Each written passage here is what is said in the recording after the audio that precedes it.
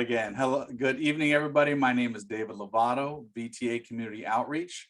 I want to thank everybody for taking the time this evening to talk about the Monterey Corridor Community-Based Transportation Plan. This is actually our second round of outreach. What tonight we're going to do is talk and share information gathered during that first round of information, and also still gather feedback.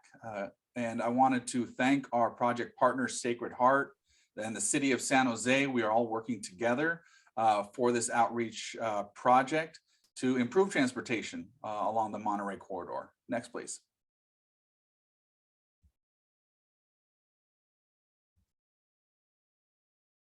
Okay, so before we get started though, we wanted to let everybody know that we do have this presentation available in Spanish and in Vietnamese.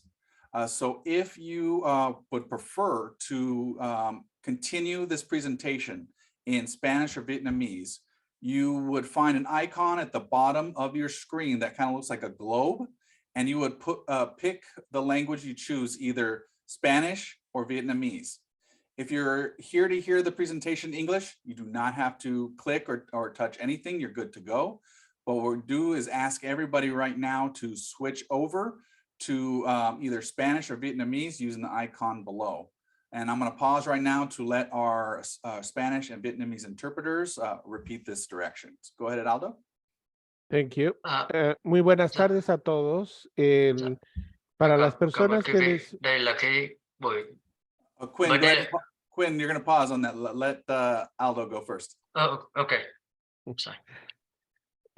Sí, buenas tardes a todos. Bienvenidos al cuarto taller comunitario del corredor de Monterey Road. Para las personas que requieran interpretación al idioma español, van a ver en unos momentos más aparecer un icono en forma de globo en la parte inferior de su pantalla en los controles del Zoom. Por favor, presionen en ese globo terráqueo y van a encontrar varias opciones. Van a encontrar English, van a encontrar Spanish y van a encontrar Vietnamese. Escojan el español para quienes deseen escuchar esto en español y ahí les estaremos esperando.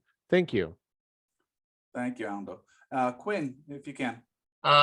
Xin kính chào quý vị. Ngày hôm nay là một cái buổi hội thảo về cái kế hoạch nghiên cứu cái hành lang Monterey Road.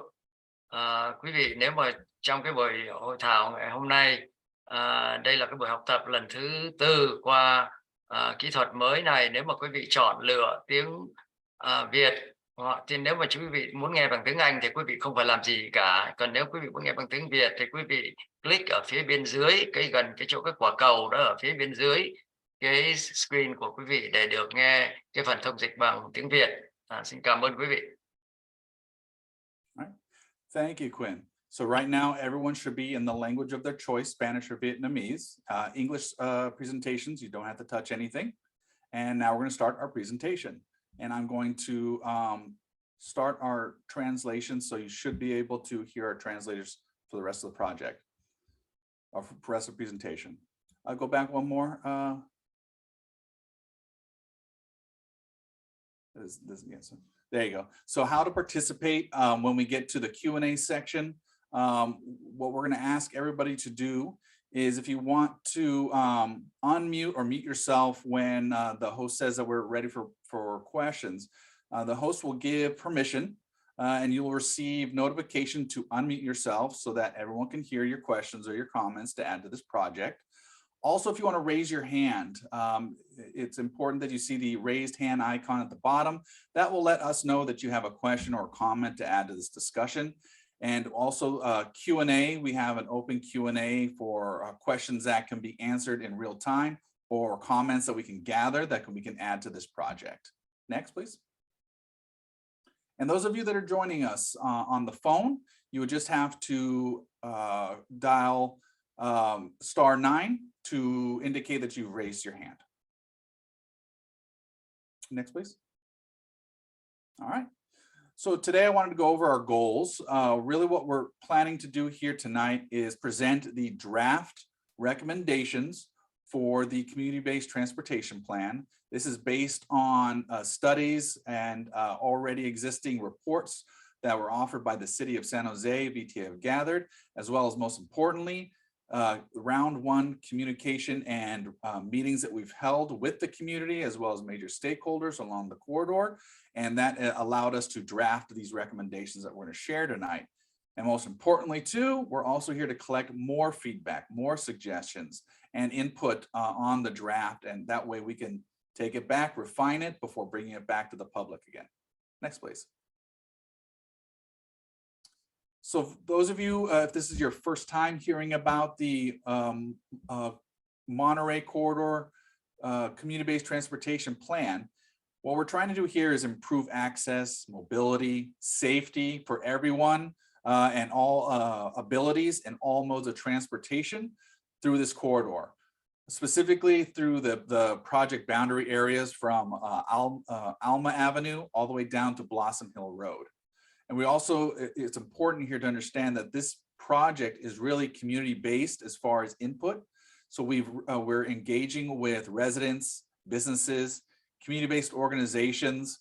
We also have a steering committee made up of elected officials' offices, as well as school districts and other major stakeholders to give us support and other CBOs to give us support in our outreach efforts so that we really gather as much data from the community to draft these recommendations. Next, please. So as far as the project timeline, like I said, in early September, we did first round of community engagement, stakeholder meetings, roundtable discussions in September of 2022. We're now in the second round of community workshops where we're bringing the draft report to you for more recommendations. And this was after we've analyzed suggestions. And like I said, we developed a draft, but really it's a draft. So what you're seeing tonight are just our recommendations. Nothing is set in stone because it's really gonna be up to you as in the public now and for a little while after this meeting. We're gonna take suggestions on how to improve and redefine the draft before bringing it to the City of San Jose for acceptance, as well as adoption by our VTA board. But that won't happen until summer of 23, where we bring that public draft back out for final review. Next, please.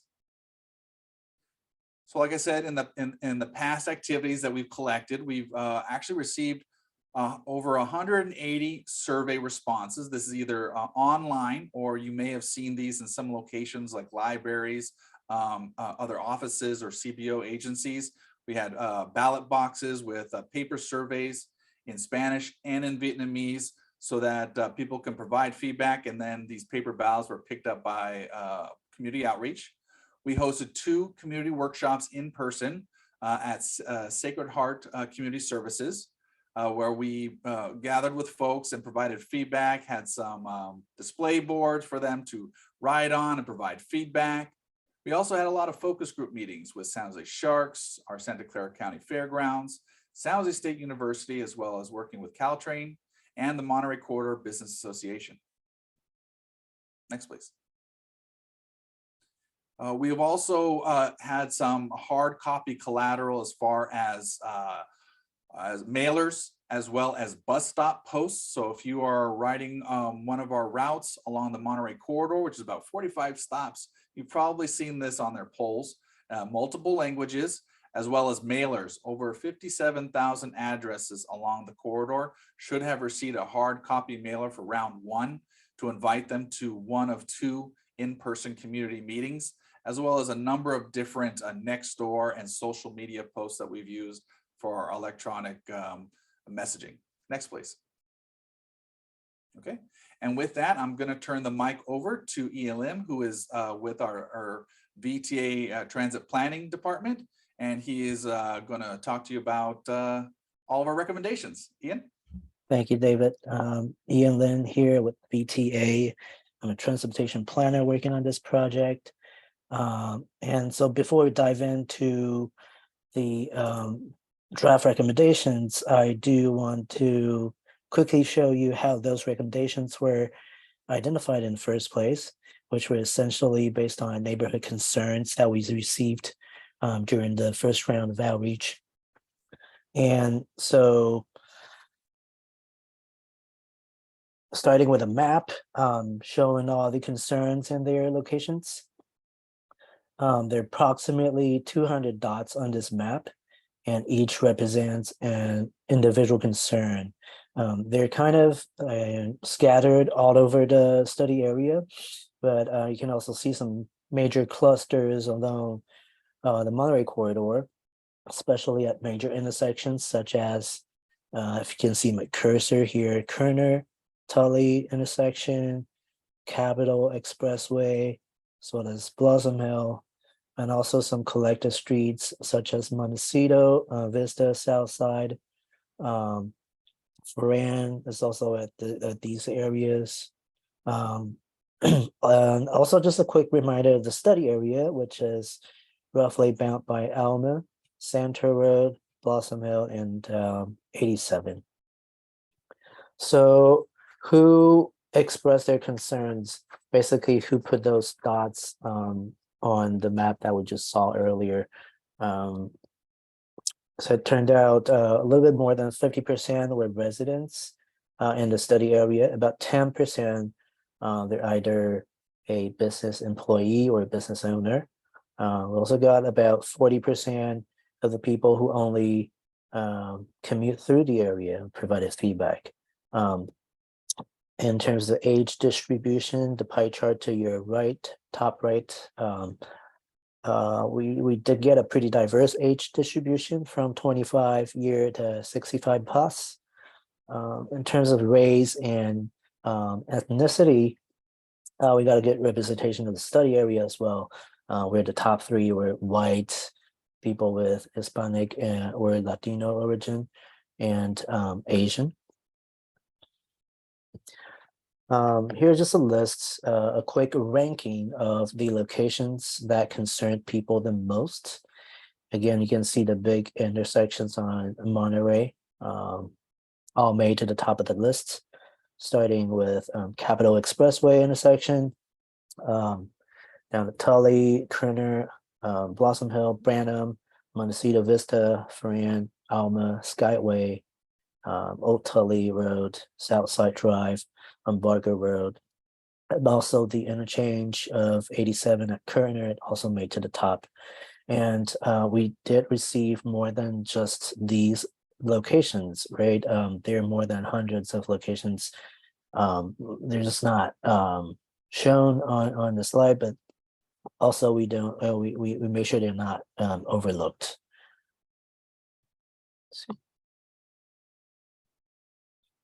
So summary of concerns.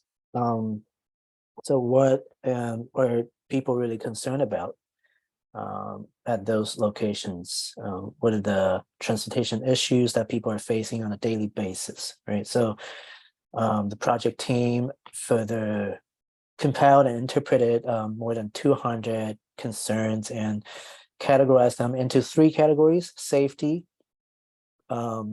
connectivity, accessibility, and other. This is really just a summary, a gist of it. And safety happened to be, what people care the most about, followed by connectivity, accessibility, and then other. So under safety, speeding is kind of across the board. Well, not just along Monterey Road, but also within some neighborhood streets, people observed cars speeding within their neighborhoods. Some people said it's unsafe to walk at rail crossings, large intersections. There's a lack of lighting during dark, and there's a lack of mid-block crossing locations, or maybe there's just not enough time for them to cross. Some people also commented it's unsafe to bike because of the conflicts with right-turning vehicles, while the weaving and merging, especially at highway interchanges such as the Capitol Expressway interchange, as well as Blossom Hill interchange at Monterey Road. Regarding connectivity, accessibility, some people mentioned the sidewalks. Some portion of the sidewalks are in poor conditions. Some places are missing wheelchair ramps. People commented there was need to create better walk path or bike path to be able to connect to Caltrain station, all the bus stops nearby, and better connection between Communication Hill in and out of Communication Hill directly to the Monterey Road area. We also heard about congestion during school hours. There's a need for better bus stop amenities, upgraded bus stop amenities, shelters, benches, more bus services during off-peak hours were also highly requested. And bus stop relocation was also mentioned. And the surveys and all the interactions that we've done through the round one activities. So here they are, the draft recommendations to address those issues that we just saw earlier, whichever found legitimate, with also being like constantly working with the city of San Jose to kind of nail it down to a certain categories of projects that are deemed more feasible to implement. First off, we got the area-wide pedestrian infrastructure improvements. So when it comes to pedestrian improvements, there are twofold. Making sure the pedestrian are crossing the street safely, as well as to be able to walk on the sidewalk with ease. So for crosswalk improvements, the general directions that we got from the public is to focus on enhancing existing crosswalks with ladder style markings, or add more lighting or flashing beacons, flashing lights, and install more signage just to heighten the awareness of crossing pedestrians for motorists, right? Adding new crosswalks where warranted. In terms of sidewalks, and pretty similar sense we got from the public is to focus on more connected sidewalk network around Caltrain station, bus stop, industrial areas, and highway interchanges that we just looked at it together earlier. Okay. Next recommendation, draft recommendation, is a area-wide bicycle facility upgrade. And the city of San Jose does have this plan called Better Bike Plan 2025, where city staff and identify critical street segments every year to add new bike facilities or upgrade existing bike facilities. And it usually is done simultaneously with a street repaving schedule, kind of two birds, one stone. And many of the bike lane projects were also packaged with some other capital projects, such as the one done on Center Road, which was done through with many other safety treatments for some other modes of transportation as well, pedestrian, cars. So you have your parking, protected bikeways, as well as high visibility ladder style crosswalk markings, and you have your two vehicle through lanes retained there.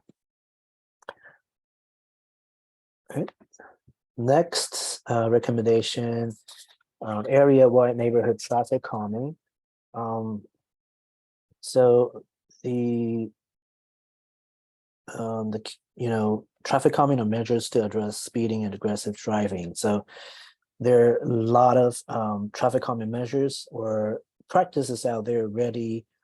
For example, road humps or speed bumps, bulb outs, which are really the extended curb lines to kind of choke down the street, narrowing the streets so the motorist will slow down their speed, and also shortens crossing distance, as you can see on the image, the bottom left.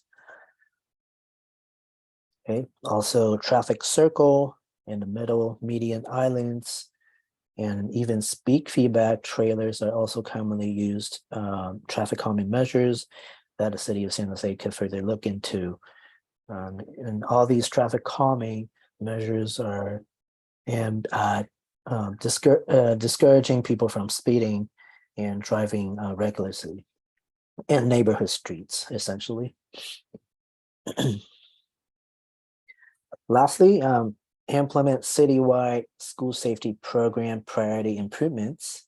So the city staff is currently pushing to create a program with a more proactive approach from Department of Transportation to collab with schools to address pedestrian safety, adult crossing guard needs, parking issues, speeding, and traffic congestion during school hours.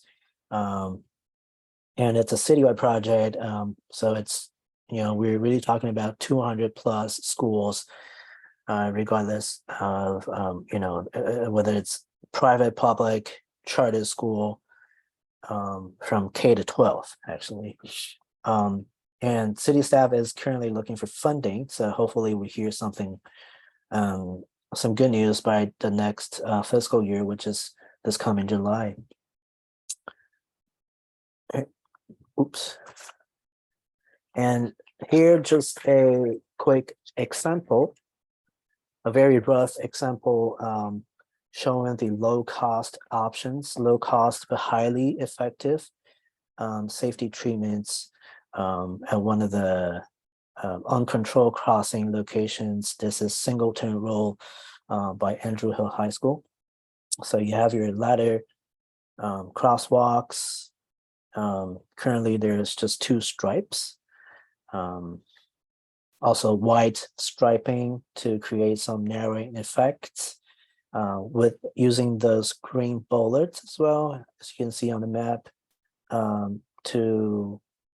as a barrier to naturally force the drivers to slow down when approaching an uncontrolled crosswalk like this. So here is a map of all the draft recommendations and their locations, along with what type of improvements at those locations. And I think I will pause here, hand it over to Brian from the city to talk a little bit about the transit corridor study, and then we can come back to this map to during Q&A. How about that? And folks, I do see some questions in the Q&A and chat. We'll make sure that we address those after Brian with the City of San Jose's presentation. All right, you bring up my presentation. Great. Good evening. My name is Brian Sandke. I'm a senior transportation planner with the City of San Jose Department of Transportation, and I'll be speaking with you tonight about the Monterey Road Transit Study. Next slide.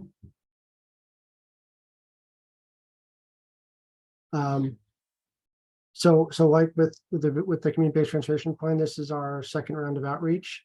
And today I'll be going over the background, the values and goals of the project, our progress to date and schedule going forward, what changes we've made in response to the prior public input, and then a quick overview of our preliminary conceptual design for the Keys to Curtner section, and then some cross sections and some subset of designs for the south of Curtner, and then come back and discuss some travel time analysis and next steps.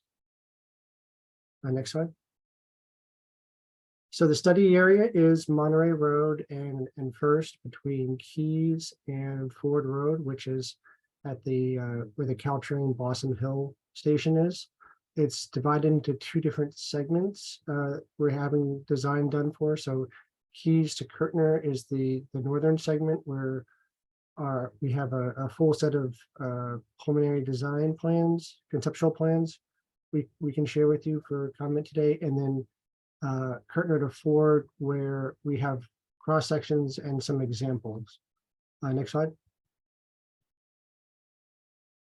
Unfortunately, Monterey Road is a high fatality and injury corridor. We've lost multiple people over the last year. This was designed and built as a Caltrans highway for high speed and high capacity. And the city has designated a Vision Zero corridor and been doing safety improvements through multiple projects. It is also one of the highest ridership corridors with multiple frequent VTA bus lines. In 2018, the Monterey Corridor Working Group was put together by council members Esparza and Jimenez, and worked with community groups, stakeholders to address a range of issues along Monterey. One of those was for improved transit service. So VTA has actually increased transit service twice in the last several years. And last year, the city was able to install transit signal priority, which speeds up buses by keeping greens longer or shortening the reds when buses are at traffic lights. In 2021, Councilmember Harris put in a budget item that the city council adopted, calling for the Monterey transit study to improve both transit speeds and safe access to transit. And one of those items that Ian was showing also, they also funded the radar detectors. Next slide.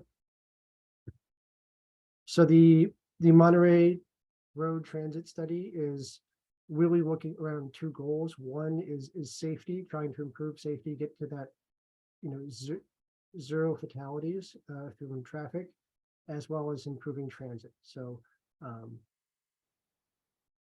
we're trying to make it safer for people on all modes to use it, lower the stress on biking, safer access to transit, and then the more we speed up transit, gets people to destinations faster,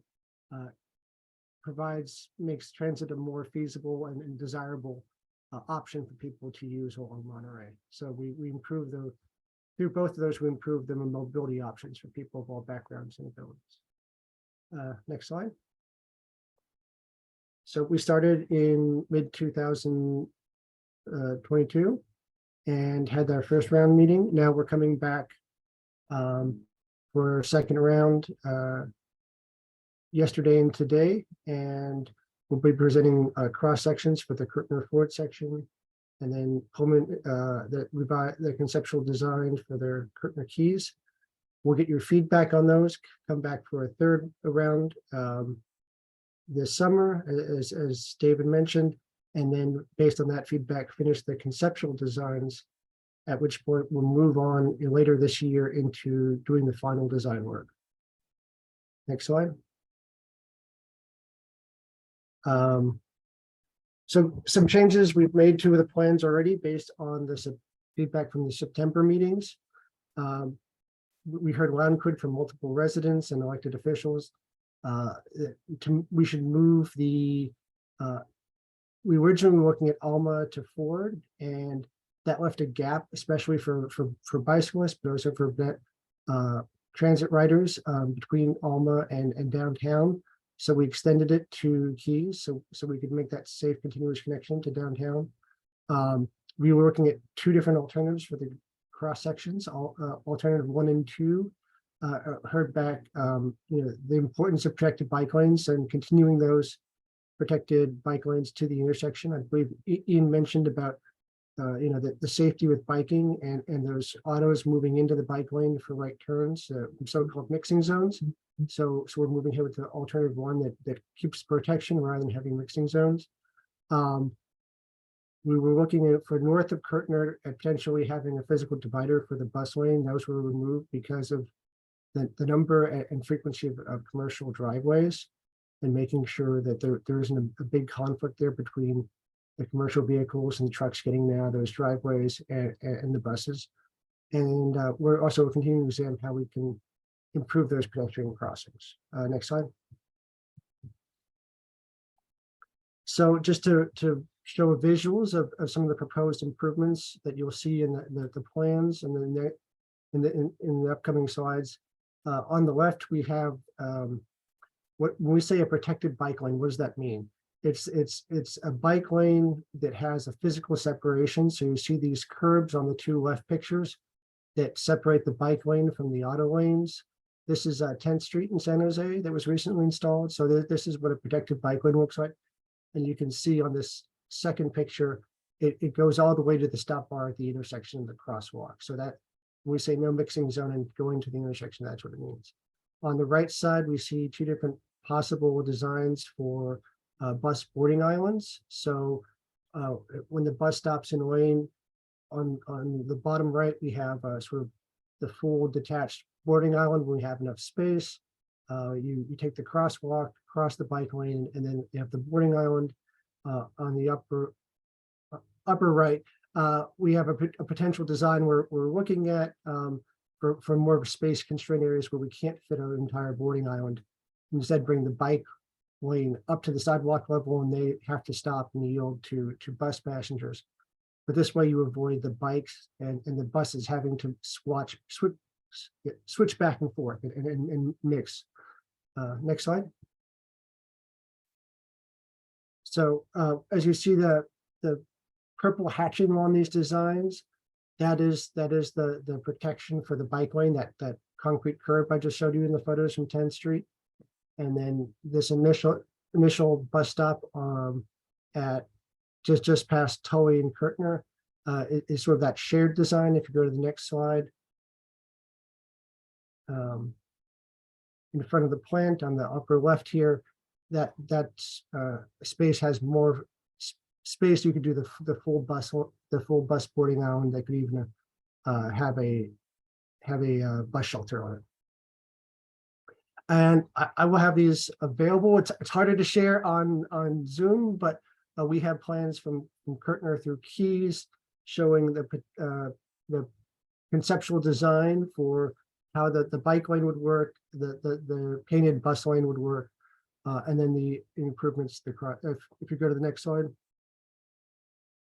you can see here the Alma intersection with those improvements to the crosswalks that Ian mentioned previously, with the striped crosswalks, and then some bulb outs where we add to the corners to make it a shorter crossing for people crossing the street. Next slide. For the going south from Curtner Tully towards Ford Road, we don't have a full set of plans yet. Those are still in process, but wanted to share these very initial draft cross sections. And this is showing sort of a generic mid-block cross section with the bus lane, the bike lane, bus lane, the two travel lanes, and then separated between the bus lane and the auto lanes, either with the full width or a constrained section. And if we go to the next slide, we have a couple of segments. This is just north of Skyway. And I'm sorry, this is the very initial plans we got yesterday, so it doesn't have the same color.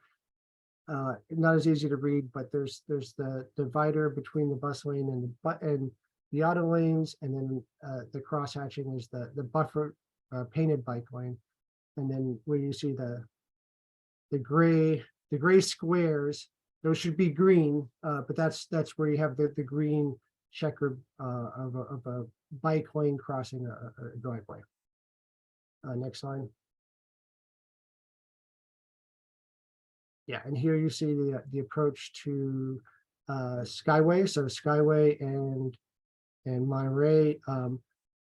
This is a quicker build, lower impact project. So we leave the existing intersection as is. We don't change the pork chops and the signal, but adding the bike lane and the bus lane and how those work with the existing intersection. And then you can see on the lower left, adding the bus boarding island. So you can go on the next slide.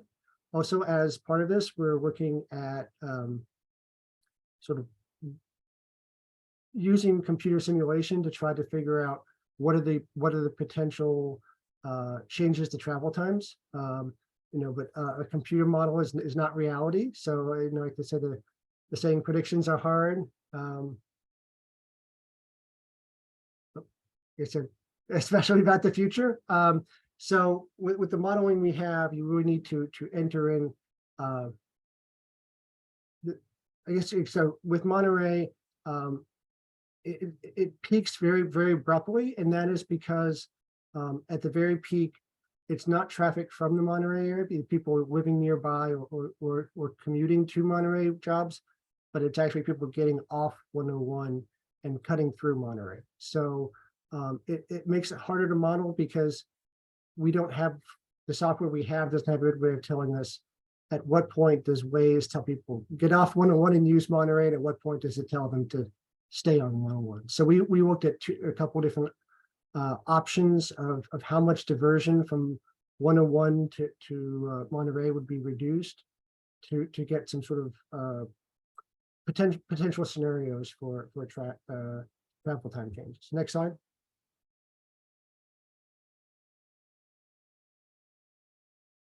So what we saw is for all the scenarios, northbound, southbound, peak direction, off, so reverse peak, a significant and very steady travel time savings for buses. So we're looking here, everything from 3.5 to 5.5 minutes, sort of in the 20% range to up to almost 30%. In the auto times, less change. AM peak had the most change, 25%, around an average of about 25% increase. But the other directions didn't, and really it's so what we're seeing is if more people stay on 101, there's very little impact. If a lot of people still continue to go on Monterey, there's more impact.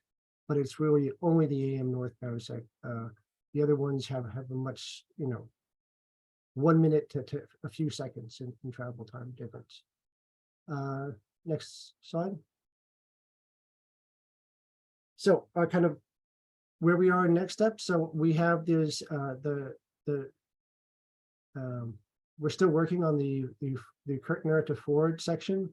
We'll be bringing the full set of designs for next meeting.